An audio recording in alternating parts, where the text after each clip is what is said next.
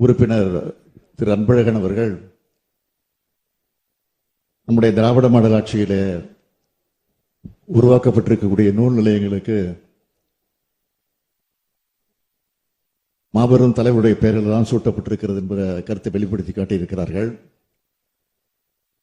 அதில் குறிப்பாக பொதுப்பணித்துறை சார்ந்த 4 ஆண்டு சாதனை தொடர்பான புத்தகத்தில் ஏற்கனவே இந்த அவையில் அறிவிக்கப்பட்டவாறு திருச்சியில 290 கோடி ரூபாய் செலவிலே என்னால் அடிக்கல் நாட்டப்பட்ட மாபெரும் நூலகத்திற்கு தலைவர் கலைஞர்களது பெயர் சூட்டப்பட்டிருப்பதாக நான் பார்த்தேன். நம்முடைய திராவிட மாடல் அரசை பொறுத்த வரைக்கும் தலைவர் கலைஞர் அவர்களுடைய திருக்கரத்தால கோட்டூர்புரத்தில் அமைக்கப்பட்ட நூலகத்திற்கு பெருங்க அண்ணா நூற்றாண்டு பெயர் சூட்டப்பட்டது. மதுரையில நம்முடைய முத்தமிழறிஞர் தலைவர் கலைஞருடைய பெயரால நூலகம் கட்டப்பட்டு அதுவும் ஓராண்டிலே அதை கட்டி முடிக்கப்பட்டு மாபெரும் சாதனை இந்த துறை செய்திருக்கிறது என்பதை எல்லோரும் அறிவார். இதுவரை 16 லட்சம் பொதுமக்களும் மாணவர்களும் இந்த நூலகத்தில் பயனடைந்திருக்கிறார்கள்.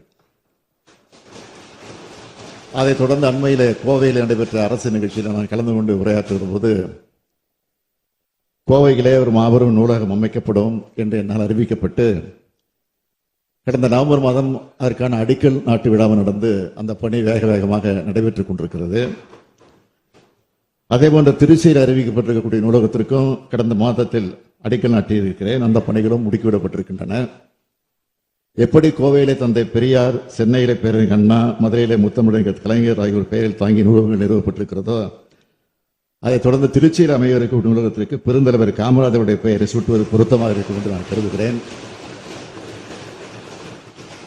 எனவே தமிழ்நாட்டில் கிராமங்கள் தோறும் பள்ளிகளை தொடங்கி மதிய உணவை அளித்து லட்சக்கணக்கான குடும்பங்களின் கல்வி கணக்குகளை திறந்து தமிழ்நாட்டின் கல்வி புரட்சிக்கும் எதிர்கால வளர்ச்சிக்கும் வித்திட்ட பெருந்தலைவர் காமராஜர் பெயரை சூட்டுவது பொருத்தமாக இருக்கும் என்று கருதி திருச்சியிலே கட்டப்பட்டு வரும் நூலகத்திற்கு சூட்டுவதற்கான அரசாணையை பெயர் சூட்டுவதற்கான அரசாணையை மாண்புமிகு பள்ளிக்கல்வித்துறை அமைச்சர் மூலமாக வெளியிட வேண்டும் என்று இங்கு ஒவ்வொரு சட்டமன்ற உறுப்பினர்களும் 10 பணிகளை வழங்கிட வேண்டும். அதையொட்டி அதை அரசு நிறைவேற்றி தரக்கூடிய அந்த சூழ்நிலையில் தான் இந்த திட்டம் உருவாக்கப்பட்டிருக்கிறது.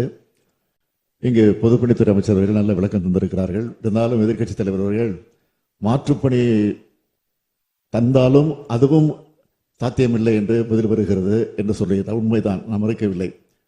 இந்த திட்டத்தை பொறுத்தவரையில் 2 மாதத்திற்கு ஒரு முறை நாங்கள் ஆய்வு செய்து கொண்டிருக்கிறோம். முதலமைச்சரை நானே அதை தலைமை தாங்கி ஆய்வு செய்து கொண்டிருக்கிறேன்.